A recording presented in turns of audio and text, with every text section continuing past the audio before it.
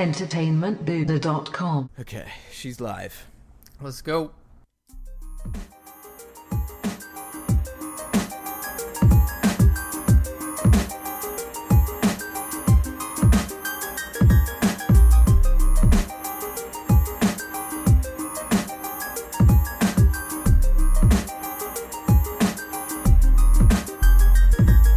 Hey now, everybody! It is Matt and Nick, and we are back with a brand new episode of Star Wars Time. Yes, that's right. Your favorite podcast by two Star Wars fans on the internet. Well, we at least hope so. Please. I mean, I think we're pretty great. Yeah, just like us. I mean, we obviously love ourselves because why not? The Force is with us. We've proven it many times over. That's why you need to listen in. We're rolling on. I think this might be episode 169. It doesn't really matter. What matters is what we're talking about tonight, Nick, and that is a slew of very intriguing Star Wars The Last Jedi information. I mean, Nick, this week was... I know we joked about it at the end of last episode, like, oh, you know, I mean, this would have been offline, so whoever listens regularly, you wouldn't have heard this. We're like, hey, man, maybe we need to start doing this more often, at least once a week. Maybe next week we'll talk about Blade Runner. And yeah, I was like, well, you never know. Maybe we'll have some Star Wars stuff pop up. And lo and behold, we got fucking kicked in the dick this week. I mean, kicked in the dick. Most with unexpected stuff too. Yeah. I mean, we were not expecting to have a lot of the news that was dropped. Some of it was maybe, you know, unintentional by some of the cast members. Some of it obviously comes from the international realm.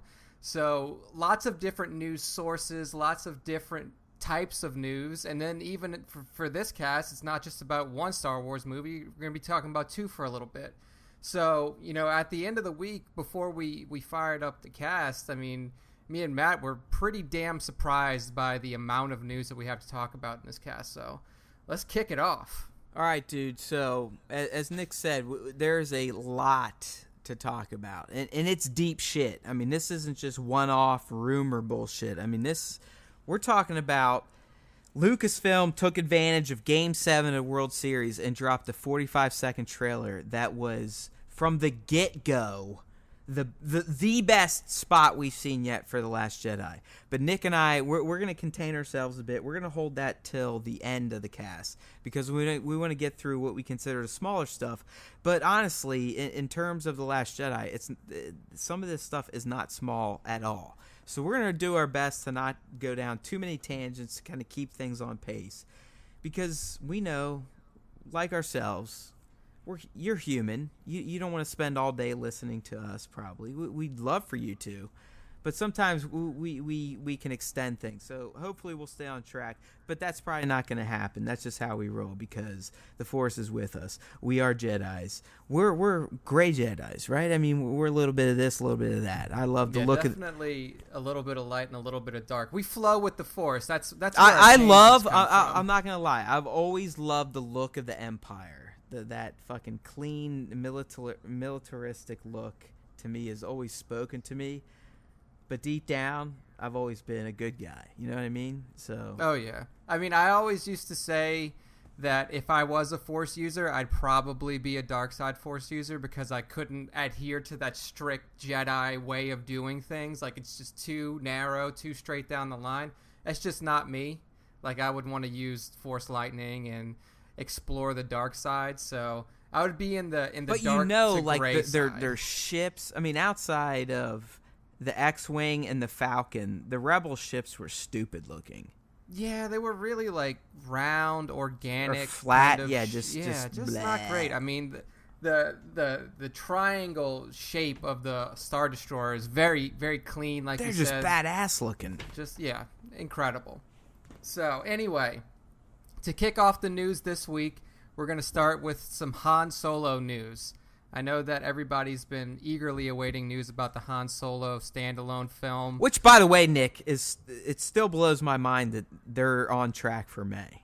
Yeah, I mean... Especially once you go ahead and finish introducing this story here. Yeah, exactly. Like, we both kind of expected a delay out of this movie, considering that Ron Howard came on in June and just started to reshoot it. But it didn't happen. There's no delay, and in fact, what's more impressive is that there's a story out now that says Ron Howard reshot more than 80% of this film for twice the budget that was initially set out for this film, and he did it all between June, when he took over directing, to now, because he wrapped up 4 months. filming. I mean, in 4 months he reshot the entire movie. Yeah, I mean, that is just one. That is a testament to how great of a director this guy is. Like, he didn't fuck around. Like, he came in, he probably read the script, made some changes if necessary. I know that they had a guy come in and start rewrites. Do you know did they have to rewrite much, or was it purely just a fucking reboot, essentially? I think towards the end of the Lord and Miller tenure, they had somebody come in for small rewrites, but it wasn't anything that was substantial. Pretty much they just sucked as directors, from what it sounds like. Yeah, I mean, if this is all true, that's definitely what it's shaping up to be. Yeah, and then Ron Howard came in, apparently just read the script and was like, all right, I can do this. Give me 4 months and, whatever, $200 million. That's the kicker there. I mean, I still think this movie's going to make money just on the brand alone, right? I mean, it's a Star Wars story. That basically means it's at least a $500 million film. Yeah. I mean, they'll probably break through the production budget in the opening weekend, if I had to take a guess. So what I'm guessing is that, the initial budget, I mean, you figure for a film of this magnitude, as is normal for films of this sci-fi magnitude, it was probably like $150 million budget to start. And then so from what it sounds like, when Howard came in for twice the budget, that means that they poured in probably another $100 million after he came on. From what it sounds like. I mean, you would have to think this is a Star Wars movie. I mean, I would think Star Wars movies on the low end are $150 million to make. Yeah, I mean, right? I know Blade Runner was listed, at least, like, my go-to for this is Box Office Mojo, and I know that they kind of like estimate, or they round when necessary. Blade Runner was listed as a $150 million budget. I know that there were higher ones for sure. So there, I mean, like, it wouldn't surprise me if Star Wars films hovered in the 200, right around that 175, $200 million. They have to. They have to.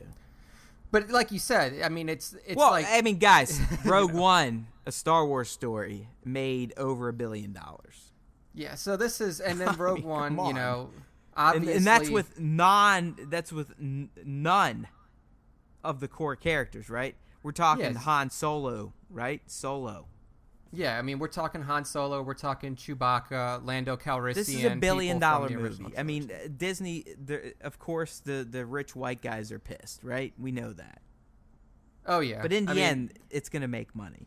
They don't like to spend money when they don't have to, but then I think they realized that, hey, if we drop double what we spent, we're going to make 6 times what we spent in the theaters, so it doesn't make a difference. Well, yeah, so they know they can't. They can't fuck this up. They know they have a fucking ATM right now. I mean, they already have the Marvel ATM, right? Oh, yeah. Okay, Thor's out right now. It already made almost $15 million just in America on Thursday night. This is good. I mean, Thor's going to be a 650, 750. It's going to be a $750 million type of movie. I mean, this company just fucking prints money at this point in time with the licenses they own. Yeah, I mean, it's pretty clear that Disney is a juggernaut. So in the they're not going to release bullshit. At least like, from Marvel or Star Wars, you're not going to get fucking bullshit at this point. You're not going to get the prequels. You're not. Well, they're not going to take a risk of releasing a bomb. I mean, okay, so think about it this way. Even if they release something that was to the caliber of, like, the prequels, so, like, not really great on the story. People are generally, like, lukewarm on it. We're talking Twilight Zone people, by the way.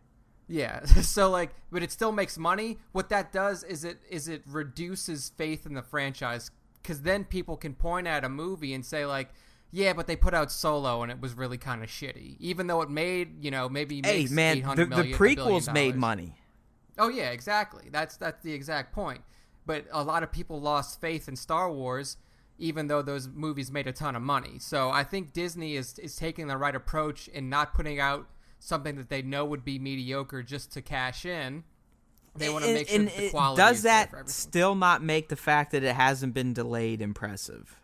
It does. I mean, I guess that means that Kathleen Kennedy and everybody at Lucasfilm is impressed with what Ron Howard has put forward. It's nuts. Like, I still almost have to think that they didn't have to redo a lot of FX heavy shots. You know what I mean?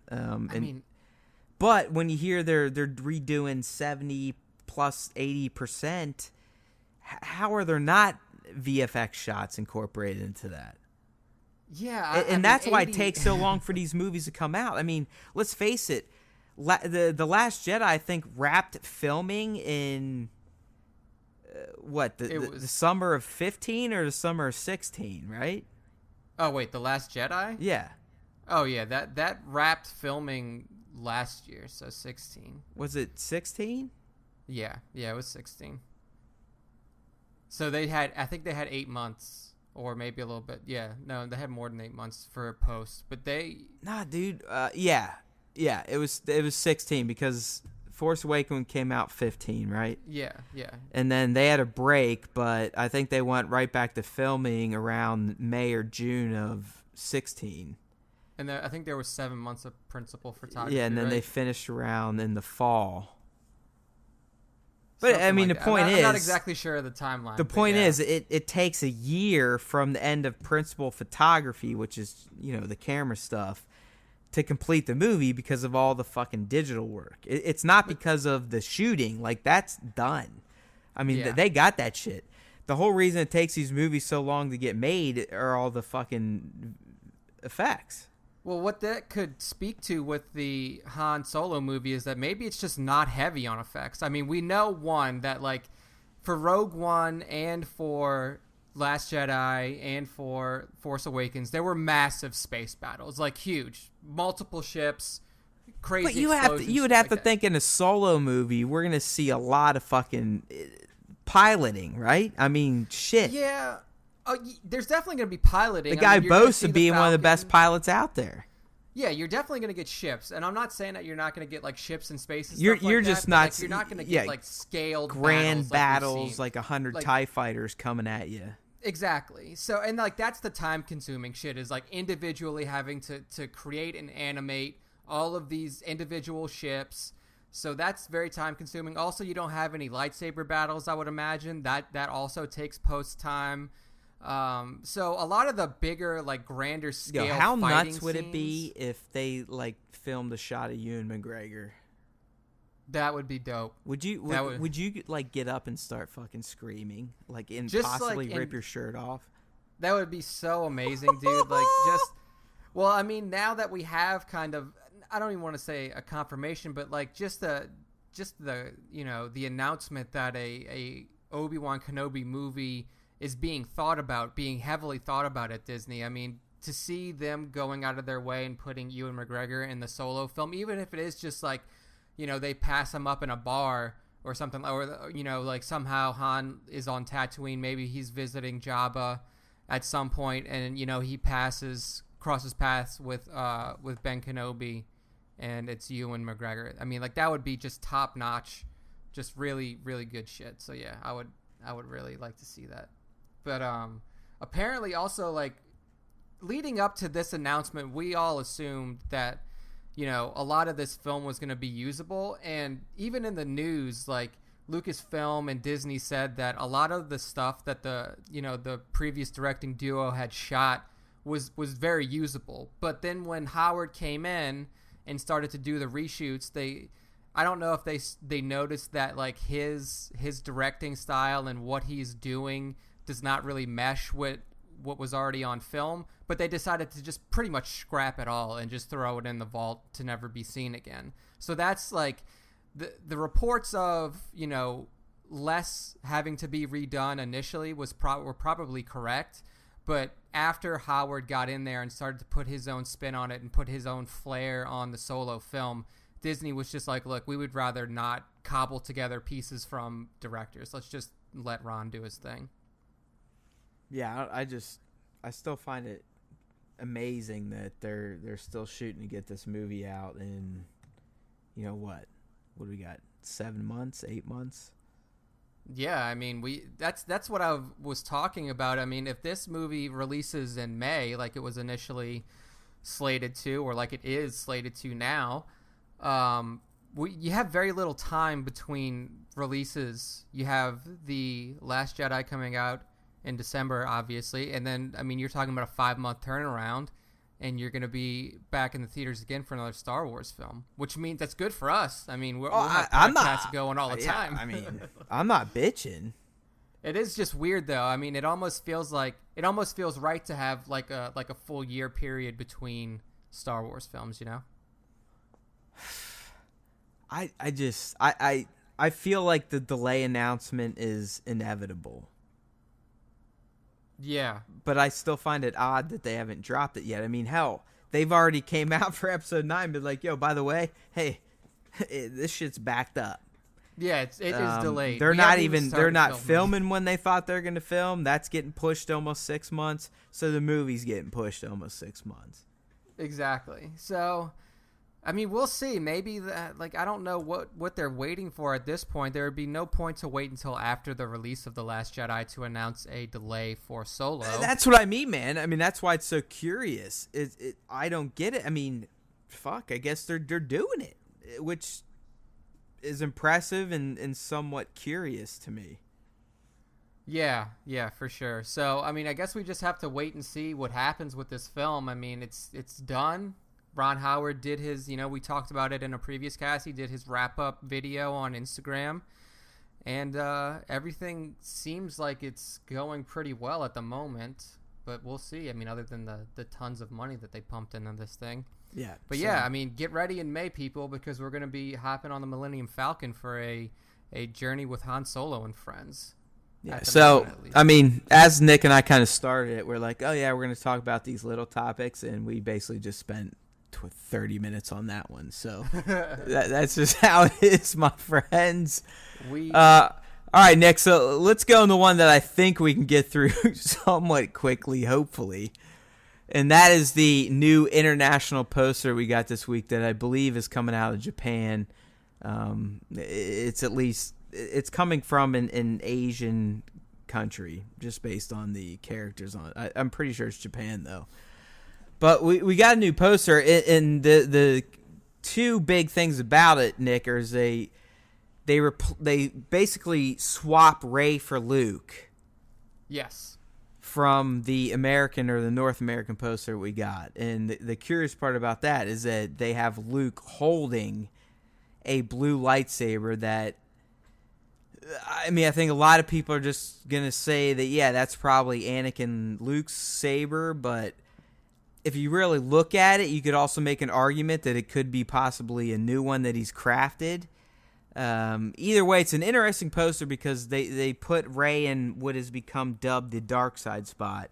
I mean, if you honestly think about most of the Star Wars posters, the baddest person usually takes up the most of the poster, right? The most real estate. I mean, if we think about the Empire poster, we know that you have the centerpiece of Darth Vader, and I believe I have every one in my basement, and it's fucking all right. Star Wars: A New Hope, fucking huge Vader mask of the good guys. Empire, huge Vader mask, the good guys. Jedi, again, Vader and the Death Star are the predominant background, the good guys. Yeah.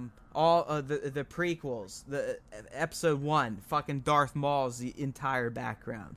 Episode 2, Anakin's the biggest figure on there. Episode 3, you get the Vader mask is back, and then 7, you have Starkiller Base and Kylo are the biggest figures. I mean, yeah, so that's definitely dubbed the dark side spot for a reason. Right. Now, what's interesting also is that like another piece of news came out around a Japanese, I think it is the official Japanese website for Star Wars: The Last Jedi, and there's an explanation, kind of like a plot synopsis in a way, for the movie that heavily involves Kylo and Rey. So, spoiler alert, obviously, if you don't want to hear anything around the film, if you don't want to hear synopses or anything like that, you might want to skip ahead probably about 2 minutes until I finish this this quote. But basically, this is what it says. The light, the darkness, Rey and Kylo, two people who seem to move between the two. A new shocking development is hinted to await them in Star Wars: The Last Jedi.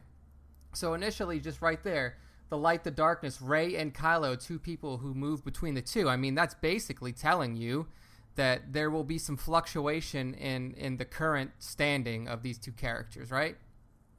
Well, I think we kind of touched on that, at least for Kylo, last week when we were reading those new bios from Star Wars Japan, where it pretty much said that as much as he's trying to just be this bad guy and, you know, wearing the mask kind of helps him and this, that, and the other thing, he still has this, what I interpreted as good in him. Yeah. Where the light side is still very strong, and he is very conflicted, and that's why he is so he's so open to be manipulated. Yeah, exactly. And I mean, that is also, you know, what you said, there's still being light within him, is referenced in this quote as well. Towards the end, it says, will the hopeful small amount of light that still remains in his heart be able to undo the darkness? I mean, that's something that we've all been kind of grasping at and trying to figure out from the moment that this character's arc kind of ended in episode 7. Like, we could see that killing his father was not something that he reveled in, and it's not something fucked him up. Yeah, exactly. Fucked him up. Caught him off guard. I mean, if anything, that was a moment where he probably realized, like, what the fuck am I doing? Like, why am I letting this Snoke guy do this to me? But he can't help himself, just like fucking Anakin couldn't help himself. You gotta remember, people, Kylo is not Darth Vader. Kylo is more comparable to Anakin, but he's still not even close to Anakin. Yeah, exactly. Like, he's not a full monster at this point. Like, Kylo has way more light in him than Darth Vader did, is what I'm trying to say. Yeah, and if you want to hear the full tangent that we went on in the this was 2 weeks ago. I mean, literally, I cut it up. It's out there. It's on YouTube. It's on Booted. Yeah. Just find it. But like you said, Anakin's arc was very different than Kylo's. I mean, even he was a fucking slave. Yeah, I mean, he was literally a slave that was, you know, that was bought by the Jedi, forced to leave his mother. Yeah, and then not only did he, kind of go through this training at an advanced age, which Yoda mentioned many times, he also witnessed his mother dying because she was captured by Sand People on Tatooine, and dying, which drove him into a rage. I mean, he slaughtered an entire village full of then he Tusken killed Raiders. one of his masters, and then a bunch of kids, and then he fought his best friend, and his best friend literally chopped him to pieces. And this is, and also what you have to realize is that the age that Kylo is at now is very comparable to the age that Anakin was at. I still think he's a little older. I think Yeah. Kylo's a little older than Anakin was when he had his turn. Yeah, exactly. So it's not like Kylo is still a child or anything like that that's easily manipulated. Like, he's already gone past the manipulation phase, and it seems like you said he's being manipulated. I mean, he's just like Vader. He's like a little pet. Oh yeah, he's being manipulated, but I think, like you said, like, he's starting to realize that, you know, maybe this Snoke guy, like, with you know, isn't all that he seems to be, especially after killing Han and not feeling. And you know what I think is the change in him that's really going to make him understand this, and I think you understand it too. It's Rey. Yeah, absolutely. I mean, I think what Rey showed him in The Force Awakens fucking blew his mind. Yeah, I mean, I think it reminded him how powerful the light side can be too. Yeah, and I think that's something that every Force user eventually comes to learn, or at least the ones that we've seen become extremely powerful. Like Anakin was as strong in the Force as he was and able to sustain himself like he was. I mean, because he had training in both sides. Like, you could say that he abandoned his Jedi training as soon as he kind of donned that Darth Vader suit, but he retained the knowledge of what he learned as his time, as a Jedi, during his time as a Jedi. So even though he was fully consumed by the dark side, he was still trained in the light side, and he knew both sides of the Force almost fully. Like, he knew almost fully the dark side and almost fully the light side. And that's something that you can't say about a lot of characters in the Star Wars universe. And the closest that we've come to, at least in standing canon and especially in the cinematic Star Wars universe, is Kylo. Kylo had the initial training. Well, there's also the argument, Nick, that Vader Anakin never really truly had dark side training. I mean, Palpatine never really trained him. All Palpatine did was fuck with him. Yeah, and I guess that's technically Sith training, but all Palpatine did was basically bitch and moan like, man, you really fucked up. You lost. You're nowhere near what Anakin could have been as a fully fleshed out human. Fuck you. I'm going to challenge you. I'm going to try to kill you just to make you stronger, hopefully. But you're definitely not what I paid for.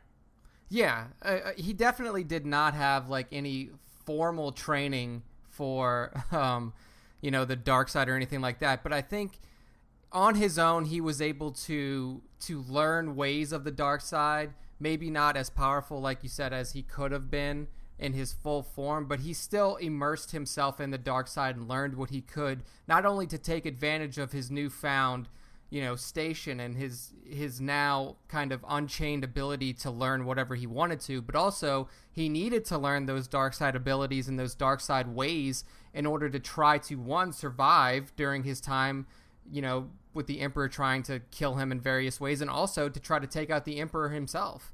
So while he didn't have any formal training in the dark side like, Sith in the Old Republic, Way in the Old Republic may have had, he still did kind of immerse himself in that dark side kind of culture and in all of the things that he could kind of teach himself or find through whatever means he needed to. So he was definitely one of the most, I don't want to say balanced Force users that we've seen thus far in current canon, but I mean, his abilities are definitely more than you would see out of like a traditionally trained Jedi, like an Obi-Wan Kenobi or something like that. Kenobi's a pussy. But so yeah, I mean that's pretty much, if you haven't seen the new international not the trailer, the new poster, it's out there. It's very easy to find. You can go on, I'm pretty sure it's up on EB, and just Google image search. Yeah, right. Go to entertainmentboo.com. We got a search button there in the top right. Drop it down. Just type in The Last Jedi. You'll find it. There you go. So it's easily found out there. Yeah. One other thing that we're going to hit on, actually, I think we have two small things we're going to hit on before we get into this 45-second trailer that kind of blew us all away. So let's jump right into it. This is Adam Driver in an interview. The more I read it, the more I'm like, well, what the fuck is he saying? Yeah, I really think that this goes back, like, gives my argument of race parentage more credence. Read the whole, like, I don't know which article you're looking at, but read his whole quote from I remember the initial all the way to artifices. Yep. I'll read the whole thing. So this is in an interview with GQ, Adam Driver. I remember the initial conversations about having things skinned, peeling away layers to evolve into other people. And the person Kylo's pretending to be on the outside is not who he is. He's a vulnerable kid who doesn't know where to put his energy. But when he puts his mask on, suddenly he's playing a role. JJ had that idea, and I think Ryan took it to the next level. You have also the hidden identity of this princess who's hiding who she really is so she can survive, and Kylo and her hiding behind these artifices. So there's a lot to unpack there, not just the princess line. A lot to unpack. So the first thing that I really go to in this quote is the person Kylo's pretending to be on the outside is not who he is. And this is what we've been talking about. Yeah, we just said it. I mean, the whole first quote, essentially, from the guy playing the character, summarizes what Nick and I just said about Kylo. He's someone that literally is just, he's lost because he does have this extreme power, this raw power. And, you know, he's been told to do this and that and this and that, and he doesn't know what the fuck's going on. I mean, at this point, you probably can't feel that bad for Kylo because I do believe he's pushing almost 30, and it's like, all right, dude, you're not a kid. Yeah, you're a kid when you got fucked up, which, again, that's why Snoke has so many claws in him at this point. But I mean, the line that, like, he doesn't know who he is or what to do, but when he puts that mask on, he's able to just settle into that role of this fucking merciless killer. Yeah, but what's one of the first things that we saw in the trailer is him destroying that mask. Right. So that facade that he hides behind in the entire first film is gone now. He's destroyed it. Now, is that an evolution in his character? It could mean you're totally right. It could mean two things. It's either him just saying, all right, well, to truly move on to the dark side, I need to just get rid of all of my past, which includes this mask and pretending to be the mask. I need to be Kylo the bad guy instead of mask guy. You know what I mean? Yeah. It's essentially what was happening was he was Kylo when the mask was on, and he was still Ben Solo when the mask was off. Completely. So, like you said, we can go two ways. Either he fully becomes Kylo without the mask, or he tilts back to the light, which was referenced in that quote that I brought up earlier, and he tilts back towards being more Ben Solo than Kylo Ren. I mean, there's a lot of ways. I mean, again, like I love this character so much, the character of Kylo Ren and how he's written, and it really pisses me off how many people just don't see the depth of this character and only see his emotion. I liked him from the get-go. I mean, I think people that don't like Driver as Kylo or Kylo's Kylo, it's like, come on. I mean, come on, motherfuckers. Did you watch the fucking prequels? Like, literally, you're going to bitch about this type of shit when we had to suffer through 1, 2, and 3? Yeah, I mean, it's ridiculous to say that this character, I mean, as badass as Vader is, and as much as Vader will forever he's be a my pussy-ass favorite Star Wars bitch villain. now. Exactly. Like, his past was really screwed up in the prequels, and also even in the OT, in the original trilogy, like, he was a relatively flat character until the very end of the movie. Like, he was emotionless. I mean, he was I'm fucking ultimate bad. Fuck you. You. I mean, he was an ultimate villain and forever will be the ultimate villain of the Star Wars franchise. But the way that Kylo is written and the fact that he has these redeeming qualities and the arc that this character has is really, I don't want to say actually, I'll go out and say it, and I may regret this later, but like, it's almost unparalleled in the Star Wars universe. I mean, we've never seen a character like this before who has clearly, you know, the ability to shift between the dark and the light as he does, and still, you know, with Anakin, it was pretty much just a straight downfall. Like, he had his time as a Jedi, and then he just went down. I mean, Luke's the closest, but even Luke just barely dabbled in the dark. And again, I think he only touched upon it when he fought his dad in Emperor's Chambers. Yeah, so this is a completely new archetype of character that we're seeing with Kylo, where and potentially Rey. Yeah, exactly. With Rey too. I mean, just the way that these characters are written, and Kylo in particular, is just masterful, in my opinion. So moving past the Kylo kind of, you know, Adam Driver describing Kylo and how he is as a character, we move on to the line that is now kind of sparking the controversy, or at least, you know, kind of flared up things on the internet.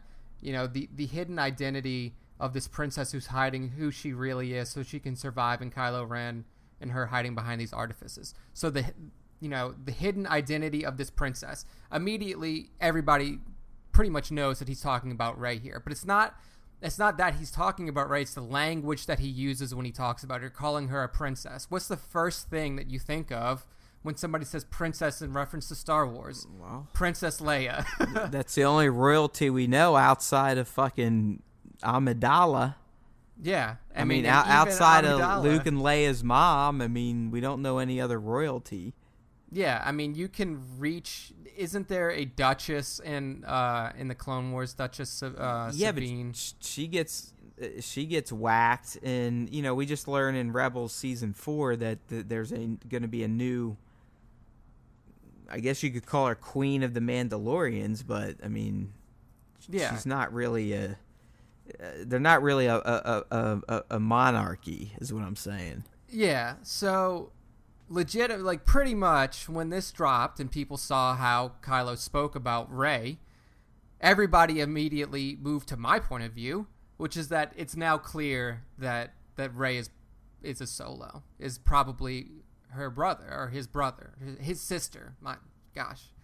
But so what do you think about that? I know that when you first read it, you probably had like a little different point of view on it. I feel like, and I'll give credit to whoever punched up the post here on IO9, James or Gordon, because I mean they kind of set it up. They're like turn of a phrase or major movie detail, and they make a good point. And they're like, well, if it was horrendous, probably would have heard about maybe, or maybe I guess if we don't see Driver again, we know it is true.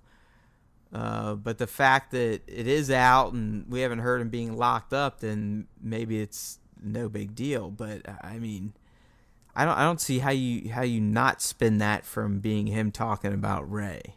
Yeah, I mean, to me, it's pretty clear he's talking about Rey. There's no other character he could be talking about, and you know, it's not egregious. It's not like he said, the hidden identity of my sister who's hiding who she really. It's like he didn't say shit. And it like really, that. I mean, I know you've always kind of been on this bandwagon, and I've kind of denied it. But if you think about it, I mean, she honestly, with the age difference between her and Kylo, she could have been like a surprise night between Han and Leia before they just split, and exactly. Han never knew about her.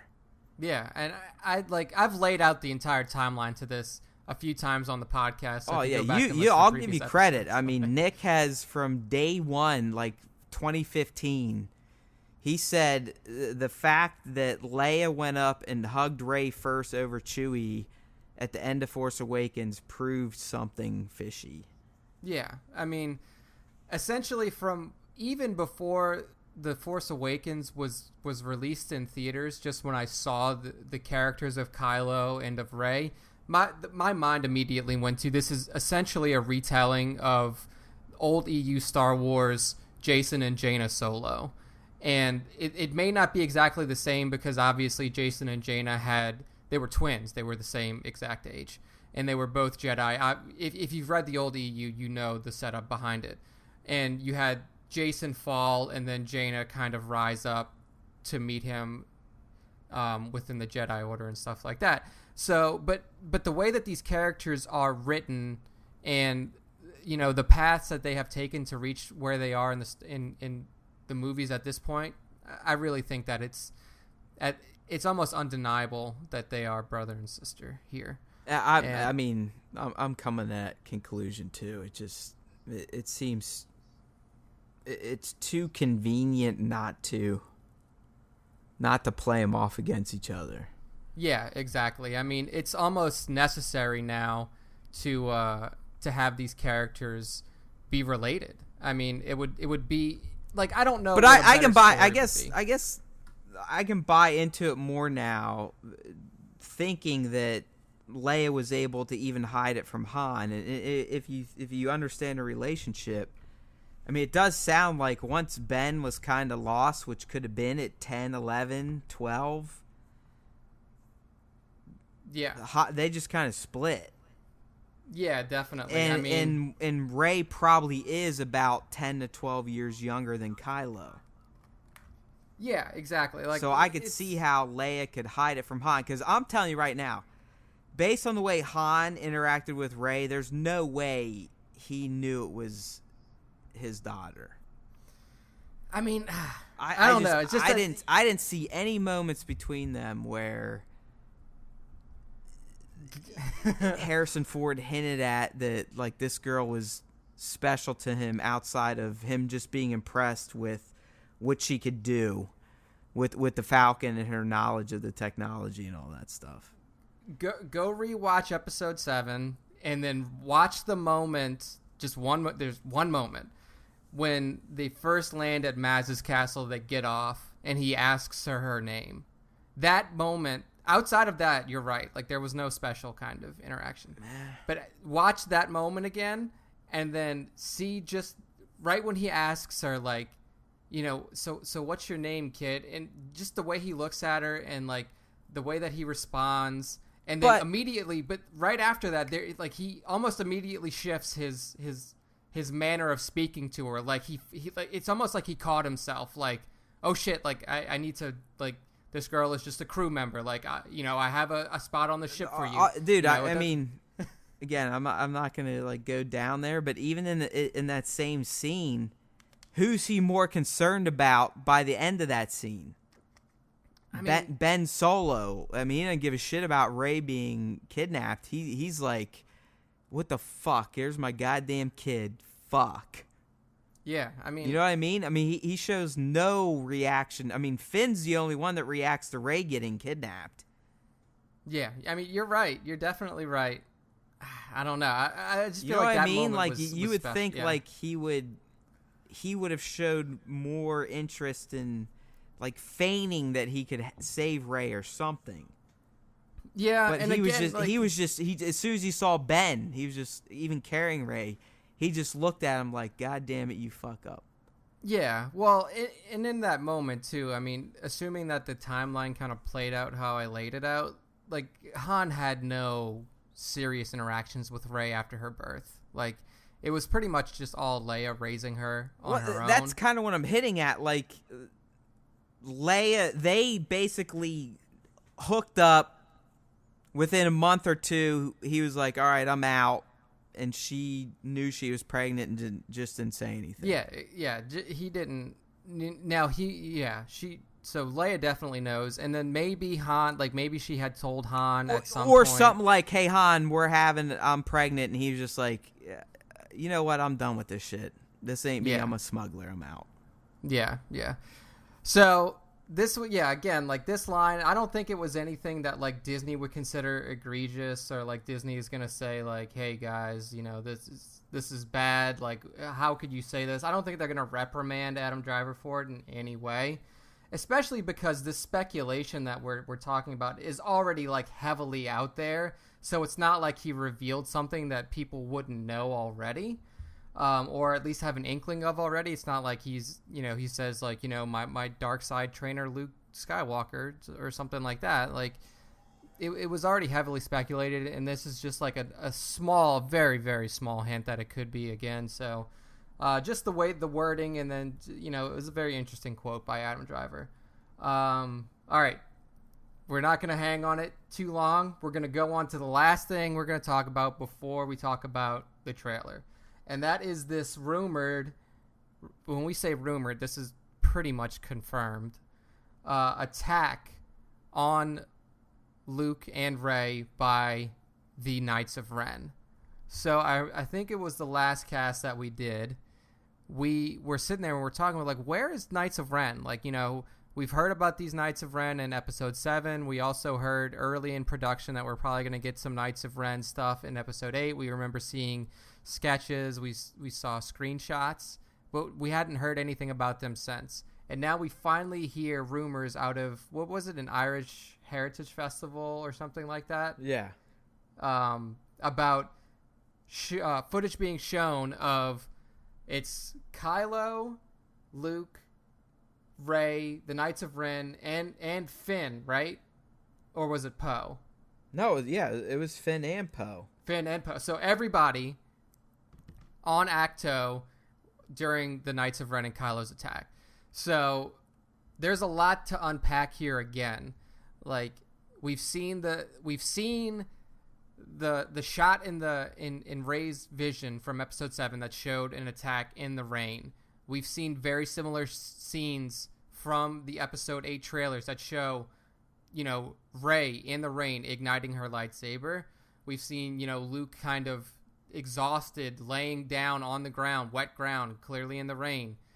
So now, do you think that all of this is happening? This whole rain scene on Acto is happening during the Knights of Ren attack? Dude, it's almost too much to handle at this point. It's like, is that scene also tied to the one where we see Luke laying on the ground talking about how this isn't going to end the way the person thinks it's going to go, I mean, when we get into the new trailer, that's one of the major discussions is like, is that a continuation of the scene or is that, again, a clever edit? You know what I mean? Yeah. So I've heard all along that there's going to be Knights of Ren attack, so I almost at this point have to buy that it's going to happen. It could make sense to me, and I think it would be kind of middle act, and that's what's going to drive everyone back to Crate. I'm almost thinking now Crate's going to be the climax, even though at one point I convinced myself that it was going to be the beginning battle. But I think the fact that the Falcon's on Crate, it has to be towards the end of the movie. Yeah, I tend to agree with you there too. The interesting thing about the Knights of Ren and the potential implications here is that now that we've heard this, I guess you would say the quote that I talked about earlier with kind of Kylo and Rey shifting between the darkness and the light together. And there was also potential talk from us on previous podcasts about Rey and Kylo kind of hooking up and splitting from both Luke and from Snoke. Just both of them kind of joining up together and doing their own thing. So maybe we're getting to a point to where like the real faction is not Kylo and Rey and Snoke, or flip it, Kylo, Rey, and Luke. It's really Kylo, Rey, and the Knights of Ren, and that's kind of the new power in the galaxy. Or at least, the home that Rey seeks, that we hear her talking about. Like, she wants to feel like she has a place in this world. She's looking for somebody to show her to train her and to show her her place. And maybe Kylo takes her in under, kind of the Knights of Ren banner or something like that.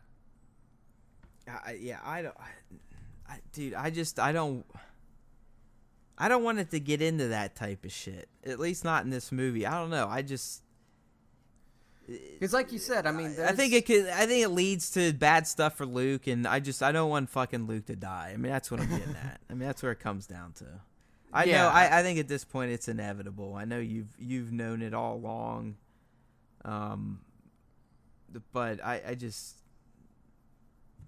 see it happening at this point. And it could possibly be with the aid of Rey at this point. I mean, for all we know, the way they're cutting shit. I mean, like I said, once we get into the new trailer, I mean, the last scene literally could be construed as Luke's on the ground after Rey has forcibly pushed him down there, and she raises for a strike. Yeah. I mean, you're definitely right. So, I mean, let's just transition right into the new trailer, because there's really not a lot that we can say about this Knights of Ren attack, this potential Knights of Ren attack, without diving pretty deep into the trailer. So let's just move on to it. If you guys have not seen that trailer yet, do yourself a favor, pause the podcast right here for a minute, go watch it on YouTube, and then come back. Yeah, it's called the Awake trailer. Awake, the Last Jedi trailer. And if you want to follow along with us, we're going to be going through.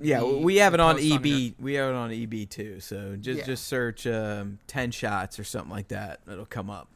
Yeah, 10 shots of note from the Awake trailer. That's the name of the post on EB. That's what we're going to be going through. So Matt, you wrote this up pretty much instantly. Yeah, I mean, I can't help myself, my friends. I mean, if you haven't at this point realized our passion for the Star Wars universe, then either we suck at expressing it or you're just clueless. And I'm gonna go with the latter on that. But I watched this thing and I was blown away. I'm like, Jesus, talking about capitalizing on Game 7 of the World Series to get a captive audience to drop a 45-second TV spot that honestly, to me, Nick, was the best trailer we've seen, the best anything we've seen for The Last Jedi.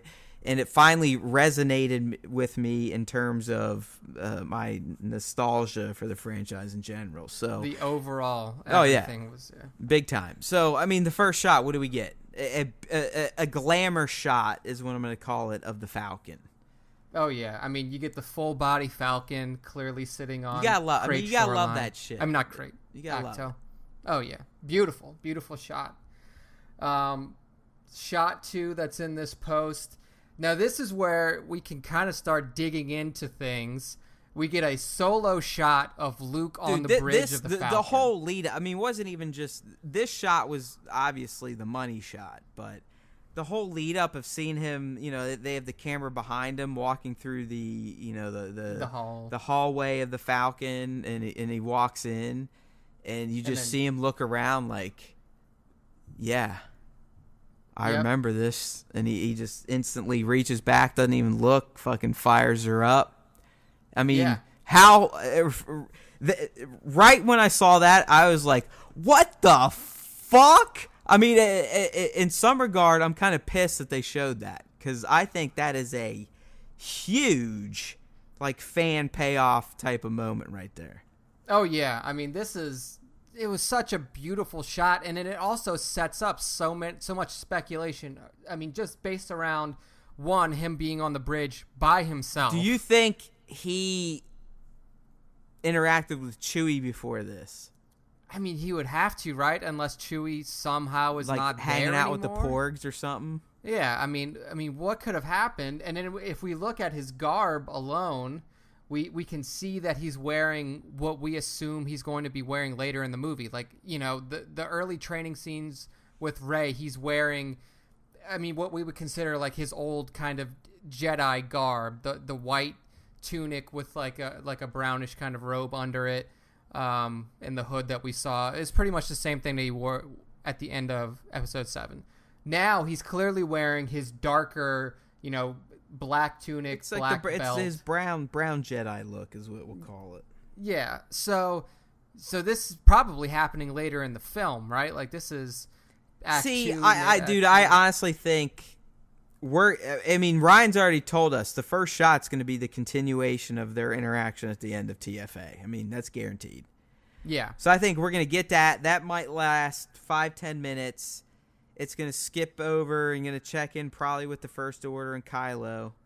But by the time we come back to Rey and Luke, I would think maybe one more shot of him in his true master robes. But I think by then he's probably going to be in this brown gear, honestly. I think the brown gear is going to be his main deal for the movie. Yeah, I got to agree. So, yeah, I'm just really interested to see where that scene in particular goes. Is anybody following behind him? Is Chewie and the Porg coming up? It's a fucking genius scene. It's a beautiful shot. I don't know who came up with it. If it was Ryan or the guy that storyboarded or both or all. It's fucking brilliant. I love the entire thing. Just seeing Luke walk up slowly, real close, tight shot behind him. Then he gets into the cockpit, looks around, doesn't even look, fucking fires her up. And you're like, yeah, Luke, that's where your adventures started right there, my friend. Yeah. That's where everything started right there. Great shot. It's fucking fantastic. Shot 3 again. I even wrote up, this shot, I put it in there just by technicality because it was a new look from the trailer. But it's just Kylo lit up. But I think some things that are fun about this shot that you can speculate on is, okay, when's this happening? Yeah, just looking at that shot alone, it's hard to kind of get context. You're seeing, it doesn't look like he's on Crate from the background. The background is super blurred. I think it's tied to the shot we see of him extending his hand, what supposedly is towards Rey. So you think he's got the saber lit. Or if you remember from the very first trailer where he holds the saber up by his face, in a very kind of, I don't know. Yeah, he's like pointing it. Right. I think it's a continuation or the beginning of that scene. Okay. See, I think it could be.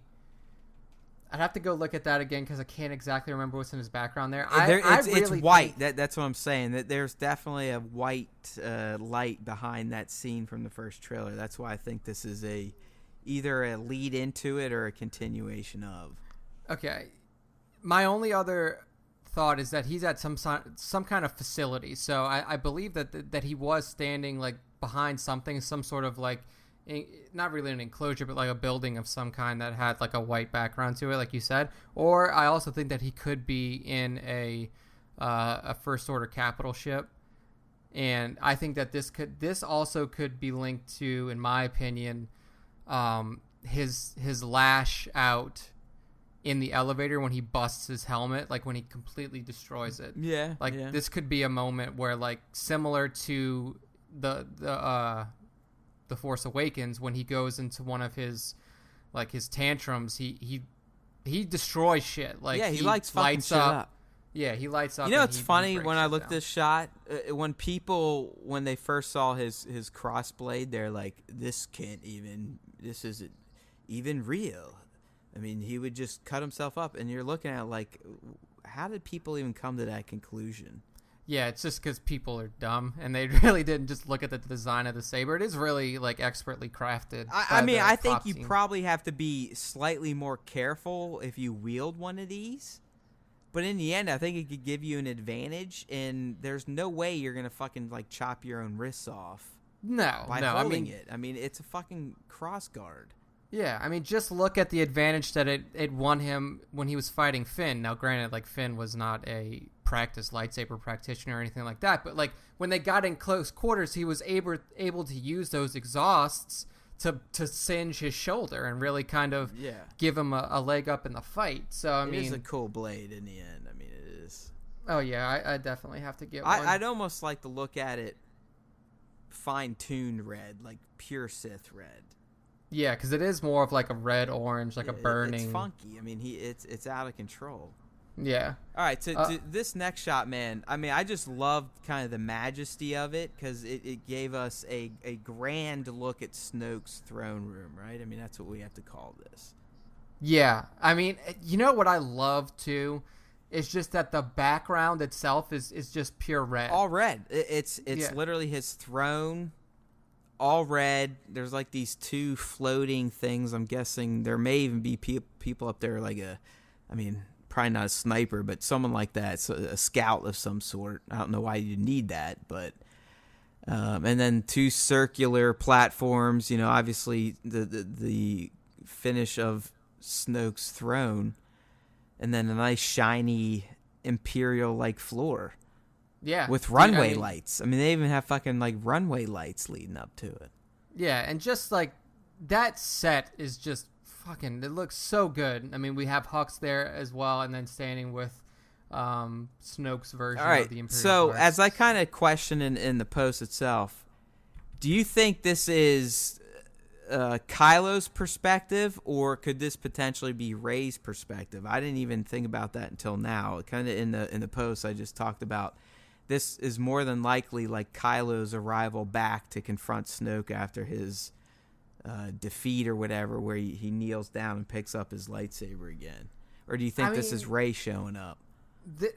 The room that Rey was in when she was kind of getting blasted by Snoke, to me, it definitely looked a little different. The background was different. There seemed to be some sort of like control console that he was standing in front of.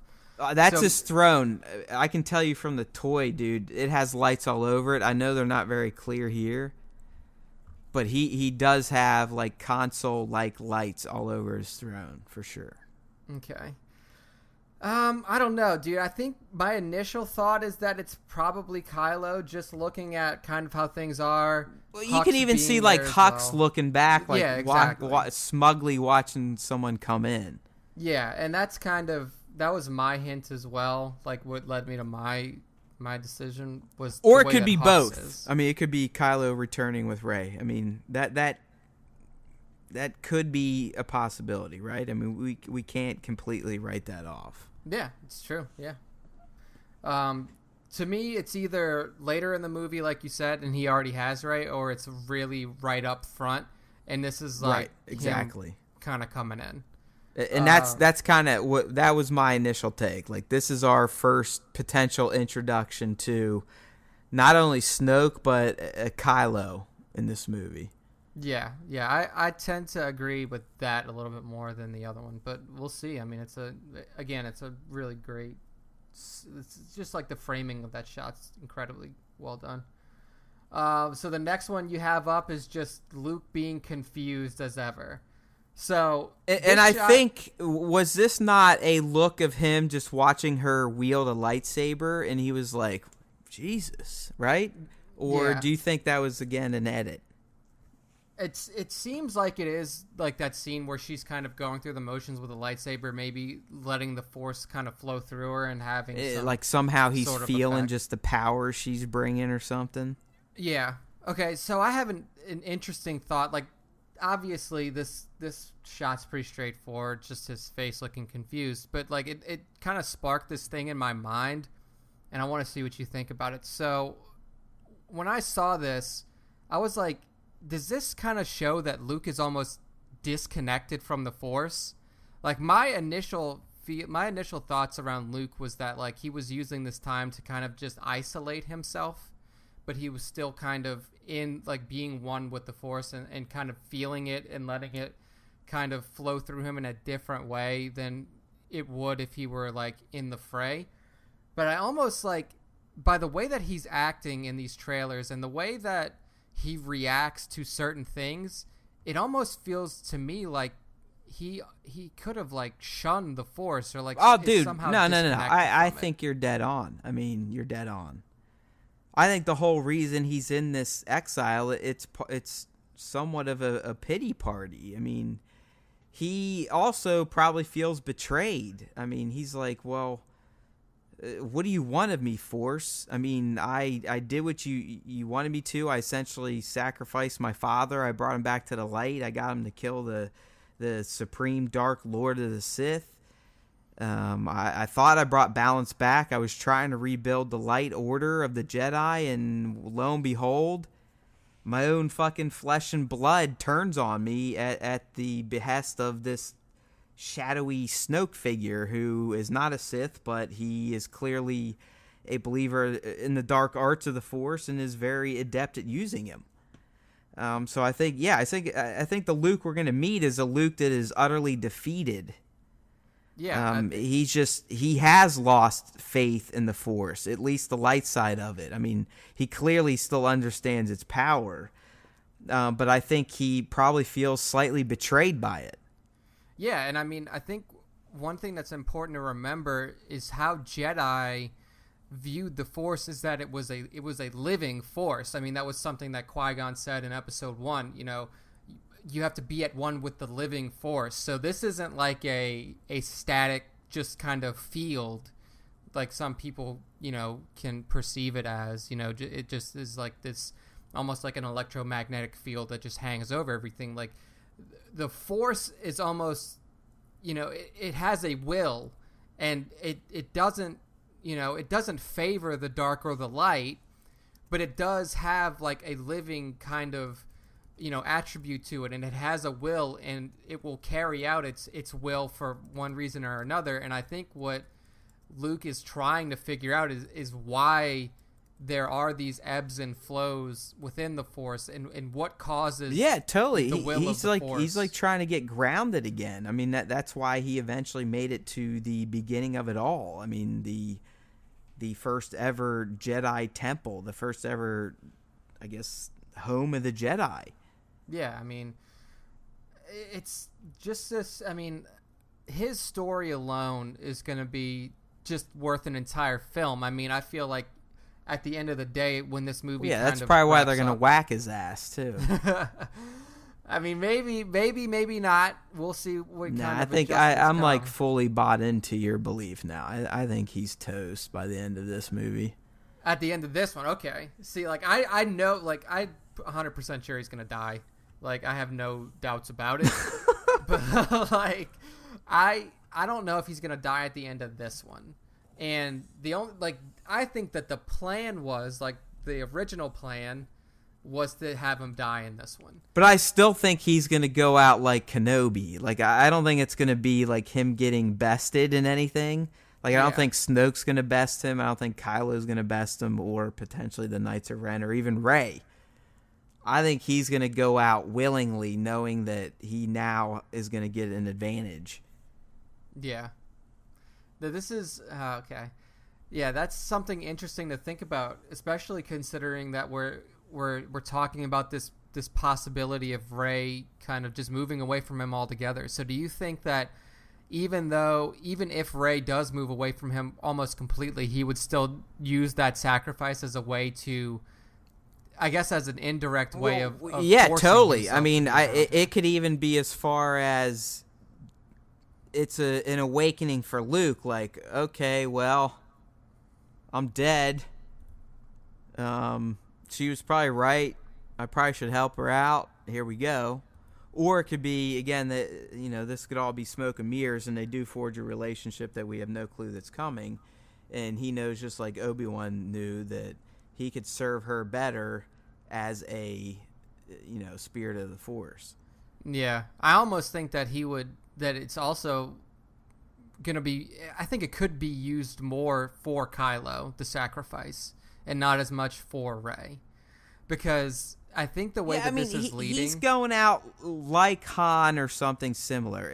He's not going out fighting, is what I'm saying. Yeah. Luke is not going to die because he got beat. Oh yeah, I mean, I agree, especially because even from a outside of story sense, Mark Hamill is not able to fight. He can't go out like Anakin did in Episode 3 after a 10-minute long fight. He would. I mean, at this point, if we're gonna be fair, he would be fighting like Darth Vader was fighting. Yeah. Very deliberate movements, but powerful movements, and enough grasp of the Force to still be a very deadly foe. Yeah, absolutely. You know, he's not gonna have to be even like Bespin Luke, who's jumping up in the ceiling and shit. I mean, he could fight just like Vader and be very plotting and just very heavy-handed. Yeah. If he's gonna fight at all, it's probably gonna be in that similar style, or they'll pull back and do like they did with Dooku in Episode 3 and just body double with a face. So, yeah. But yeah, dude, I'm really interested to see, because I think where we're leading is that Rey is gonna end up using Kylo as kind of like her compass, her moral compass, and that's not necessarily a bad thing, because Kylo, as we've been saying this whole cast and in previous ones, his moral compass does not point directly to the dark side. And I think after this movie, his moral compass is going to start facing more center line than anything. Oh yeah. And then Luke's sacrifice is going to be maybe in order push him. To kind of lead him more toward, or not even more towards the light, but more away from. Well, dude, I mean, there are people out there that have theorized that Rey is the one that takes a deep dive, and that Kylo is going to be the one that redeems them both. Yeah, that's definitely possible. I mean, I could see it happen in the way they're cutting these trailers. I mean, I think it's a stretch still, but it's not that far of a stretch at this point, based on what we've seen. And I mean, you also have to think of the position that Snoke is in. If Snoke knows, if it all shakes out the way that I expect it to, and Rey is Kylo's sister, then Snoke knows that, similar to Vader knew at the end of Episode 6, that if I can't get you to turn, exactly. Then Fuck you, I'll go for this one.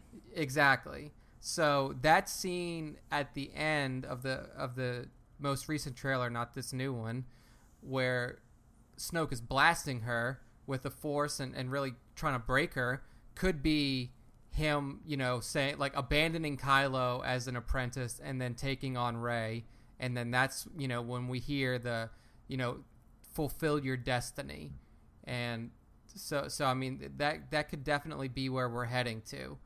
So, yeah, I mean, and then that, in my mind, that would make Luke's sacrifice more focused on Kylo and on, hey, bud, time to save your sister. Let's do this. Me and you. I might not be alive anymore, but we can do it. Right. So, right. Very, very interesting. There you go. You heard it here, people. I mean, it could be complete bullshit, and it probably is. But if it isn't, you heard it here. Anything that we get right, we'll totally take credit for it. If we fuck it up, we'll never confirm or deny that we ever said it. Exactly. I mean, that's why we call all this stuff speculation, right? Booyah. All right, next shot is... Nothing big. I mean, honestly, it's nothing we even need to spend more than 30 seconds on. I just thought it was a cool shot that they because we saw the beginning of this shot, and what we're talking about is the Finn Phasma showdown. And now, instead of just ending on Phasma's close-up, we get a Finn close-up. Yeah, and I think that's pretty awesome. You can just tell that these two are, I mean, again, to me, they're the Han Solo and Boba Fett. Yeah, they're the mortal enemies of this trilogy. The two sides that are trying to kill each other at every turn. So yeah, great shot. And then the next shot is also of Finn. And I like how you put it in the post, doing his best pod racing. This is pod racing, dude. That's his. I mean, I was hoping other people would get kind of what I was going for. Yeah, but that's exactly it. I mean, he literally reminded me of Anakin when he blew up the Trade Federation ship. Yeah, it is funny that you pointed out because it does. I mean, like even the microphone being positioned. I mean, it does. It's a great shot of Finn, and obviously this is the crate battle. We see it right after a First Order vessel kind of crashing into the ground right after this shot. It's classic, overly emotional Finn shot. Really good. The next one is really good. You put it in context. The Leia shot, where it pretty much confirms what we were speculating about based off of the first trailer. Well, not the first one. The most recent full length trailer for Last Jedi. Leia is definitely on the bridge when Kylo is in his fighter and attacking the Resistance, and it's a very concerned shot, like you said. She's on the ship.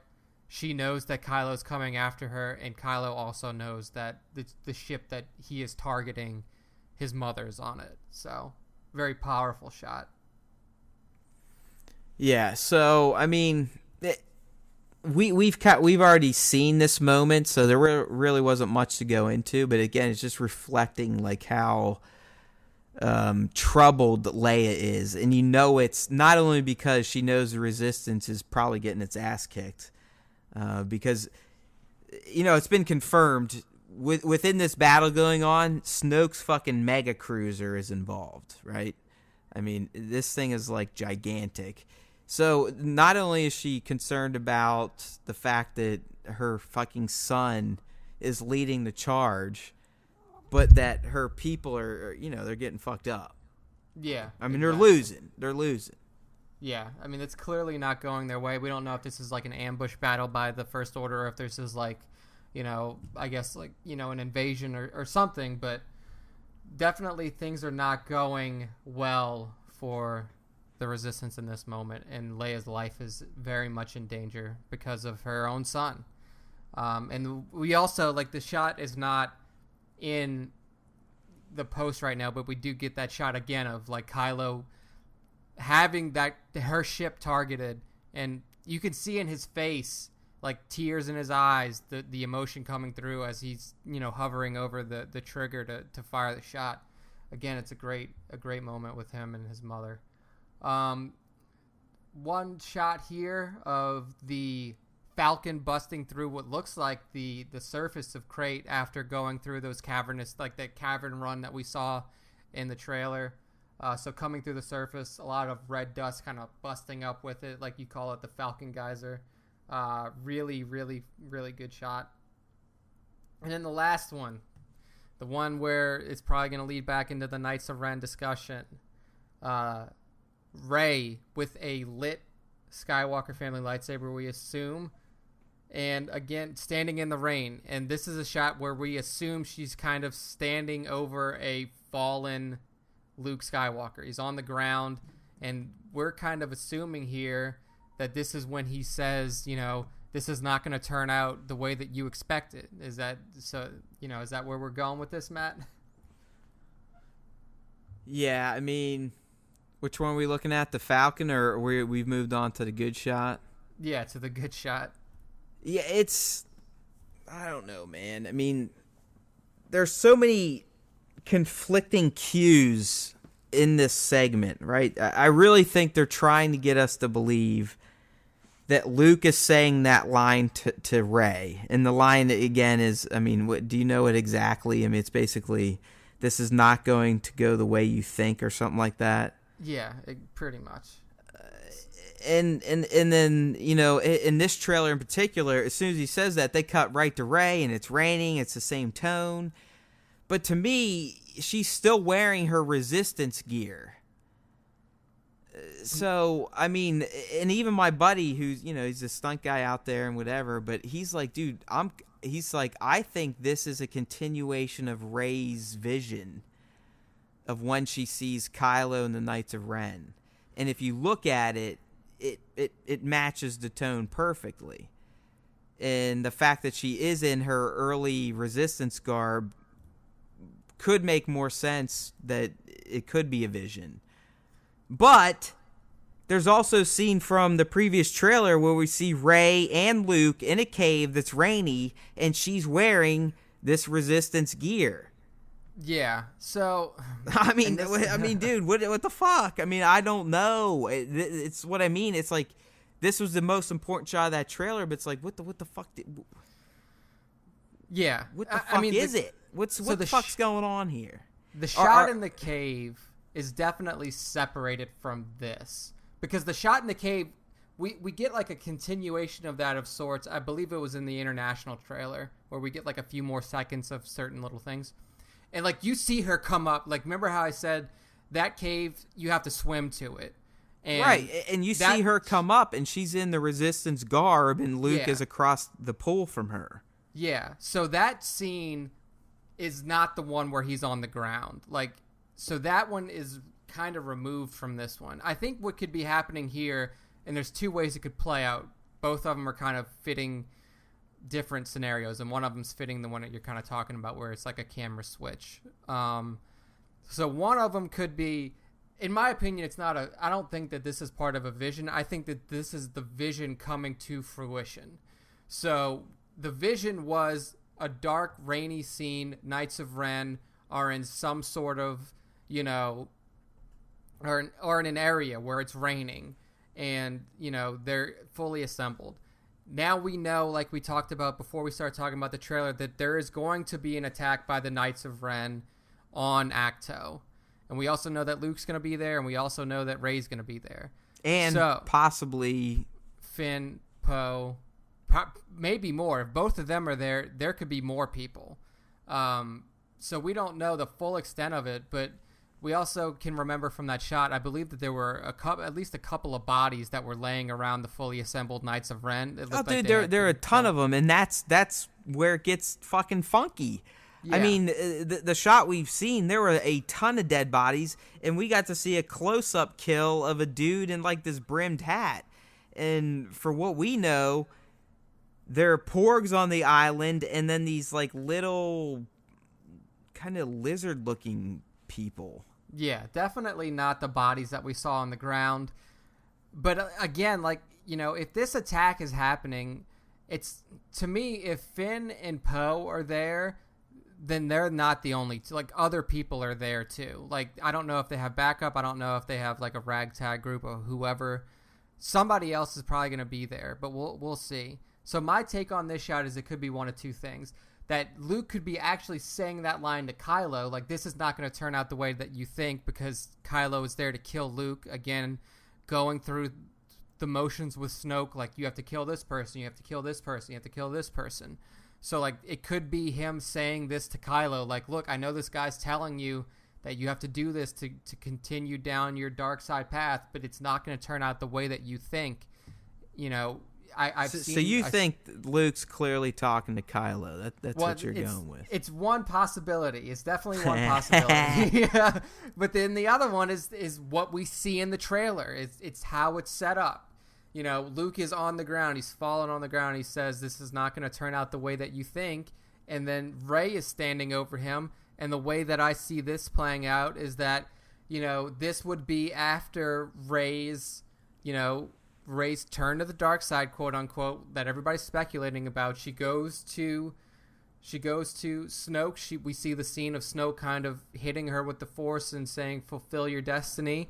She actually does kind of turn to the dark side, and then she returns to Acto with the Knights of Ren and Kylo, and then that's her mission from Snoke. Never. It's not happening. No. I mean, it could be. That's the other scenario. So, I mean, there's a lot of different things. Well, I mean, there's a third scenario too. It could be Luke.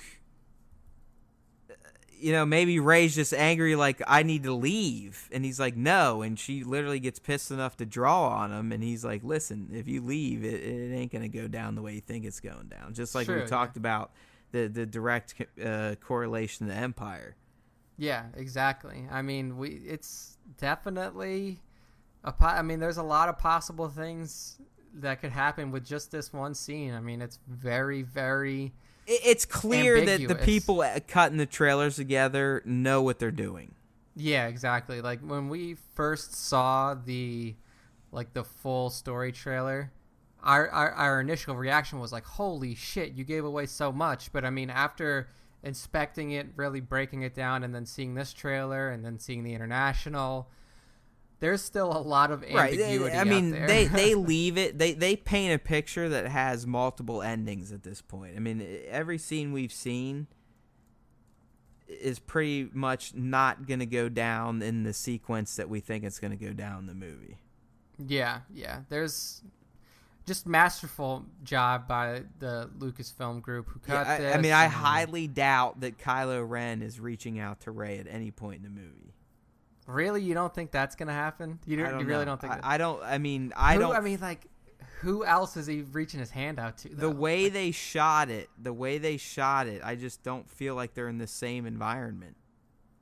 When they cut that line together, I just don't think they're in the same environment, because Rey's background is so black and the light's in her face, where it's like very light and it's very orangey, fire-ish looking behind him. Well, like she has, if you look at the side of her face, that one side of her face, there is like an orange light. No, I agree, but there's no like light behind her at all. Yeah. I mean, it's pure black, and I find that impossible that you could have pure black where he has literally like fiery death behind him. But like, who else would he be reaching out to? No fucking idea, dude. Skywalker, for all I know. I mean, it could be. He could have just beat up his uncle and like finally realized, like, all right. Yeah, it's just giving him that. I just don't know. I mean, dude, I'm telling you, like, I saw the trailer for the first time in a theater when I went to see Thor, which is fucking badass, by the way. And that was the first time where I was going, okay, I'm really starting to get antsy now. Because I saw that trailer and I'm like, well, the movie's not coming on next, so what the fuck? I mean, literally, I knew I was there for a good movie, but at the same time, when I saw the trailer on the big screen, I was like, oh, well, I mean, come on, I need more of that. Yeah, where's the rest? I mean, come on, finish it up. Let's do it. Yeah, man. I mean, we're a month and 2 weeks out. 6 weeks, if that. Yeah. Right? Yeah, I mean, we're November 3rd today. Right. So 3rd, movie's out on the 15th. So, I mean, it's not a full 6 weeks, but it's pretty damn close. Yep. We're right there. So, home stretch, guys. All right. Well, I think we got through everything. I mean, we did it in under 2 hours, which is impressive, because there was a shit ton to talk about, Nick. I mean, it's just a lot of good, authentic, like not even rumorish type of shit, especially because of that 45-second Awake trailer. Loaded week. And it could be like this pretty much from now until the 15th. So Oh, yeah. Prepare, people. Strap in. They're definitely in full promo mode now. They're pumping out, international trailers. They're pumping out TV spots like this one. So keep your keep your eyes and ears peeled, everybody, because there's going to be a lot more stuff coming. Yeah, and honestly, if you don't want to waste your time looking for it, we're gonna have you covered. I mean, you can get the first take on entertainmentbuddha.com. I'm gonna post something or write about it or do some sort of analysis. But if you want to wait around and listen, we're gonna give you our takes on the best podcast for Star Wars fans and pop culture geeks from entertainmentbuddha.com. You can find us on iTunes. Before we close it out, we want to give a shout out to the fan that posted the picture of the underwater X-wing, because on the last class we were talking about like how could Luke get off of the island and stuff like that, and there were a lot we speculated a lot around it. What was the name again, Matt? Her name is Aunt Vesuvi, and she is a very dedicated disciple of the Star Wars Time show, but also a major Jedi disciple herself. I mean, she is very well versed in all things the Force. She's got knowledge just as deep as Nick and I's, if not deeper. So yes, we have to give her a special shout out. But she did kind of point us into a very curious reveal that I guess happened back when the Lucasfilm announced the toys for The Last Jedi. There's a pinball machine by Jax, a tabletop pinball machine by Jax, that has some art on it, and part of the art is literally an X-wing submerged underwater. Yeah, exactly. So we don't know if that's going to show up. We speculated. I mean, did we not? I mean, I know we had a whole tangent on if Luke leaves, and we both kind of think he is leaving in some form or fashion, Acto. Or Achto, or Ushto, however you want to say it. He is leaving. It's either on the Falcon, or now that we know this, there's a good chance that he may indeed fucking get in the Red 5. Yeah, I mean, it could which be is underwater, fucking, I'm smiling so big right now. Yeah, so excellent find there. Thanks for sending it in. We appreciate you. And anyone else, if you're listening, if you listen on YouTube, iTunes, whatever, go to entertainmentbuddha.com where the posts are posted. Comment. Let us know what you like. Fill us in. Trust me, we want to know. We're trying to build something big here. We hope you enjoy it. Yeah. And you'll get a special shout out too. Look at that. Yeah, there you go. You'll go down in infamy on the entertainmentbuddha.com podcast network. So that's it, my friends. Hopefully we'll be back next week. If not, we'll at least be talking something geeky, hopefully, because I think we're going to commit to weekly casts from here on out, at least for the near future, to see what it does. I mean, if no one listens, then, hey, we'll listen to you, and we'll scale things back. But we believe we're starting to get some sort of an audience, and we want to keep that going. So we appreciate you. Again, we're on iTunes, Google Play, Android, RSS. You can email to yourself. You can download it. You can get it on YouTube. It's all out there. entertainmentbuddha.com, youtube.com/entertainmentbuddha. Just search the best podcasts for Star Wars fans and pop culture geeks, and it will show up in iTunes. Trust me. All right, man. It's been fun as always, Nick, but I think it's time to say goodbye. And that means it's time for me to wish everyone for the Force to be with them always.